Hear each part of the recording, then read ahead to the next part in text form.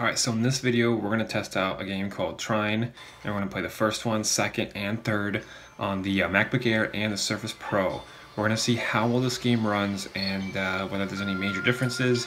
It's interesting because Trine 3 doesn't run as good as Trine 2. Right? Trine 2 runs the best, and Trine 1 runs pretty decent. So let's take a look and see how well this game runs. So right off the bat, I'll tell you, Trine 1, you're going to get around 30 something FPS. It's kind of steady up in there. Let's take a look.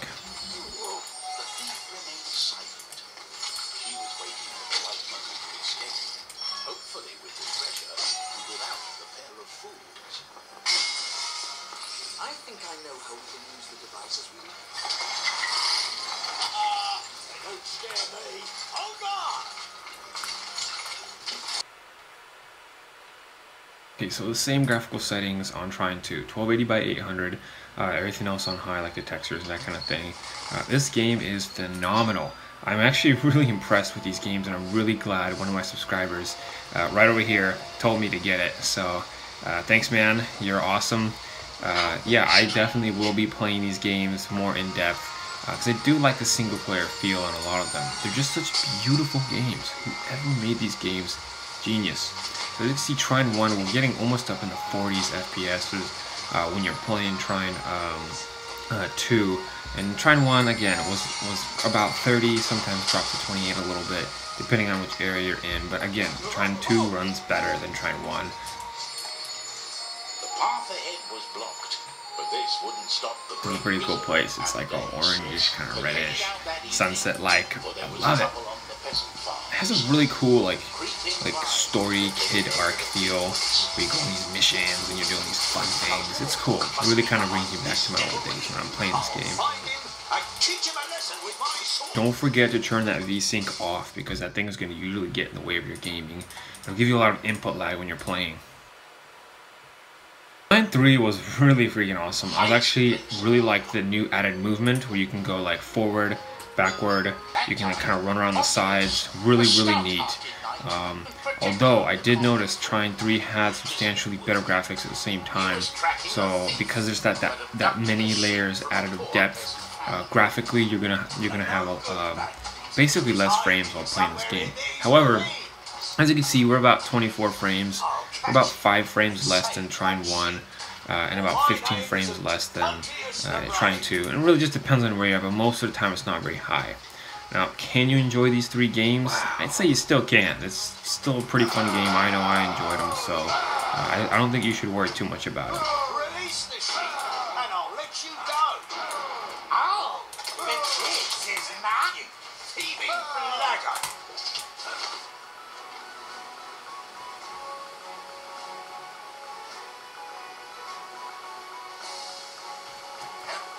He won't be getting away. Alright, now let's go ahead and see how well it runs on the Surface Pro 4 with the Iris 540 graphics. Now these graphics are actually really impressive, and I wanted to see if I could play these games you know, with smooth playable frame rates. As you can see, we're in the 60s. That is amazing. That's close to double what we were getting on Trine 1. So Trine 2, you're going to see a similar story, a lot more FPS. It's very impressive how far we've gotten with integrated graphics.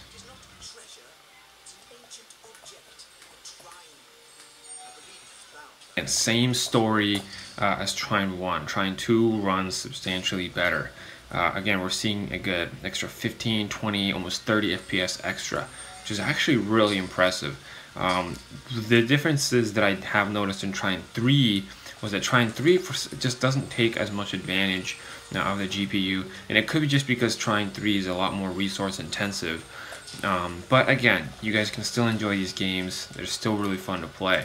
I always tell people, opt for the higher integrated graphics solutions if you can. And if you can't altogether, just go ahead and grab a dedicated graphics solution like a 960M in your laptop, or maybe a 940M depending on what kind of ultrabook you have. And there's even eGPUs, external graphics processing units. They're like these boxes you can get where you can put your graphics card in there and connect it to your laptop, and you get substantially better performance when you're gaming. So those are things that I really recommend you guys look into. So some interesting things to note would be how HD 6000 is aging in comparison to the newer graphical solutions like Iris 540. So HD 6000 came out about a year and a half ago on the MacBook Airs, and is in a couple other devices. It's fairly popular, but I'd say it is starting to show its age, because there are some games that you just can't run. For instance, Fallout 4, you play that game, you're really going to be getting like 28, 20 something FPS, most of the time closer to 20. So for the newer game titles that are coming out, HD 6000 is kind of not cutting it. So if you can afford a device that does have better integrated graphics, or like I said earlier, just altogether go out and get yourself dedicated GPU, either in some kind of gaming laptop like an Alienware or something else. You know, just do it, because it's really going to help you out in the long run. So I have this theory that I think maybe this year the MacBooks are going to get the Iris 540 graphics solution. It could be in the MacBook Pro, because in the past the MacBook Pro had the Iris 6100, so it would make a lot of sense for them to put that in there. But the thing is, previous models, they are not as powerful.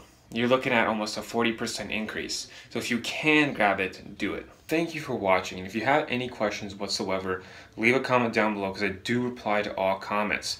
And I have had a lot of these MacBooks and other laptops for a substantial amount of time.